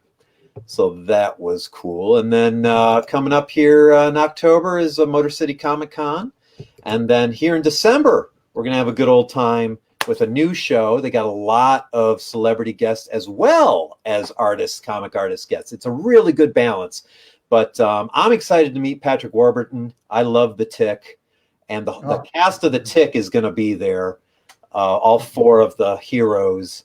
But, Smallville cast. I mean, it's got a really cool, if you're into Clerks, there's a lot of the Clerks cast is going to be there. But also really cool comic art cast. So some cool conventions, and of course me. You know what? I got to meet you guys at a show. So they actually asked me last week. They're like, "Is there any show next year you want to go to, whatever?" So ponder that. Think of what would be worth it that we could all hook up. So. Well, it depends on what you want. If you want to go talk to artists, and we want to meet halfway, then I would say Heroes in Charlotte, because Joe and I, a whole bunch of us, always go to Heroes Con. That is not a celebrity show.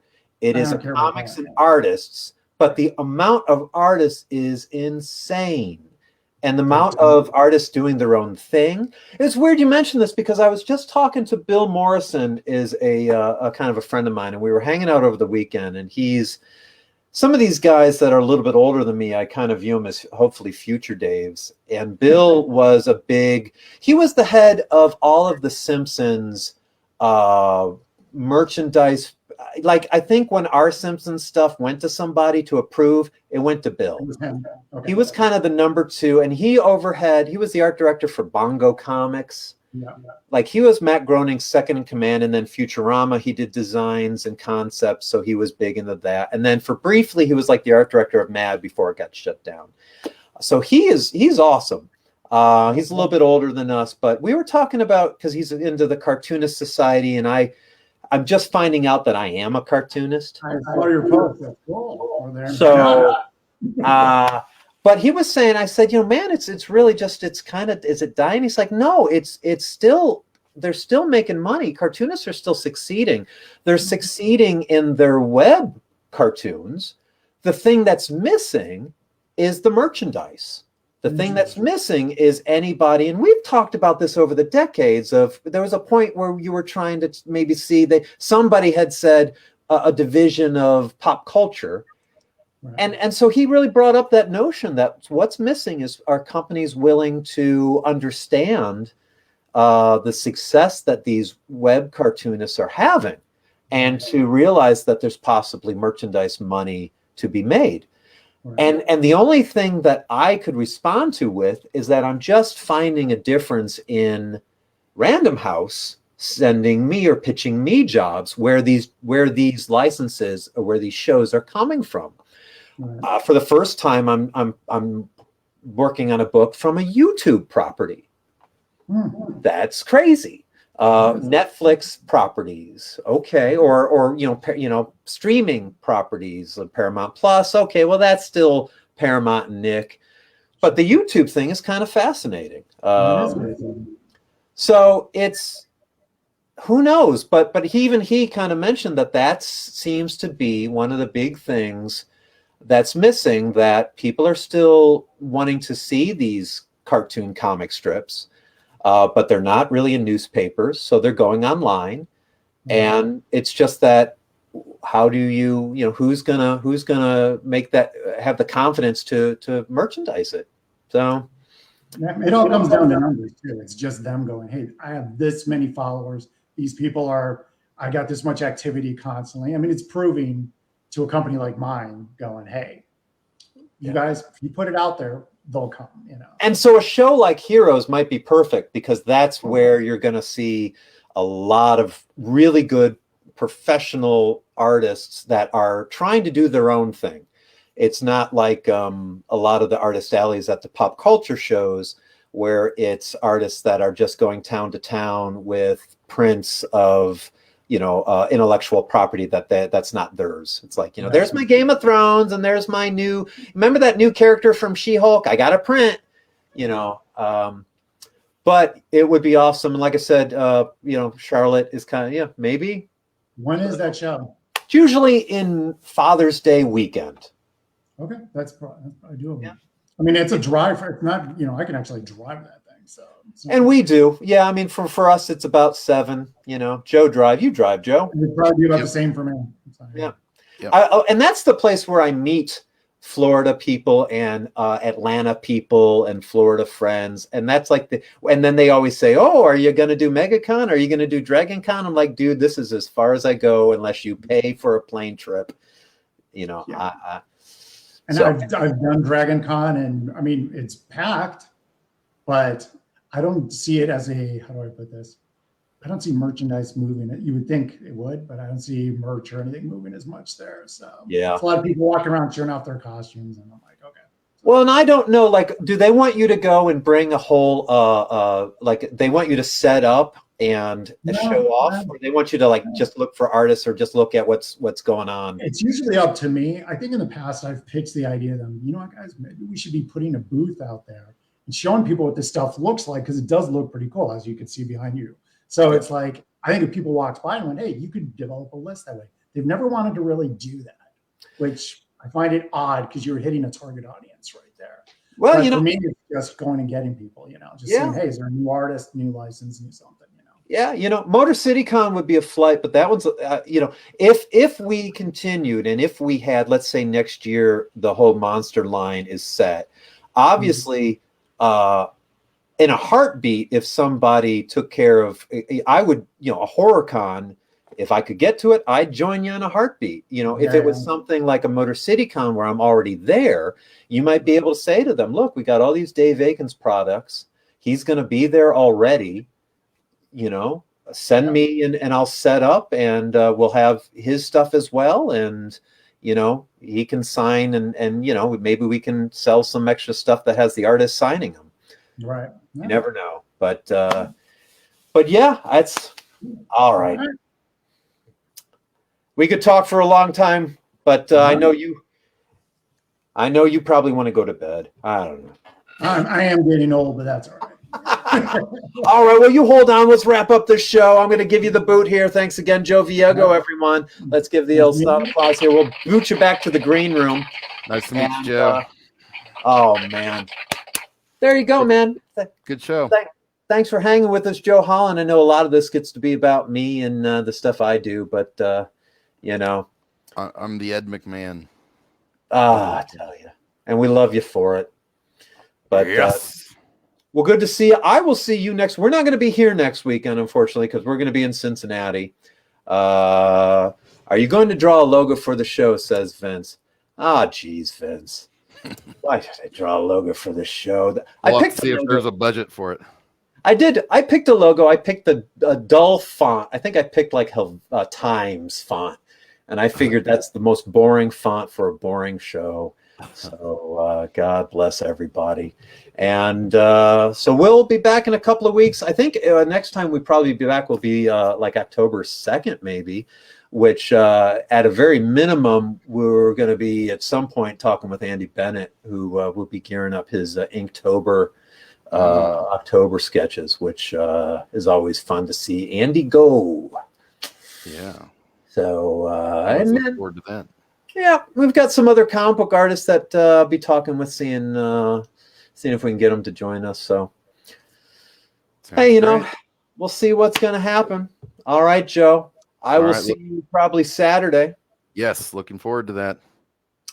And let's we gotta give our closeout here. All right, Joe. For Dave and Joe aboard, I'm Dave Aikins.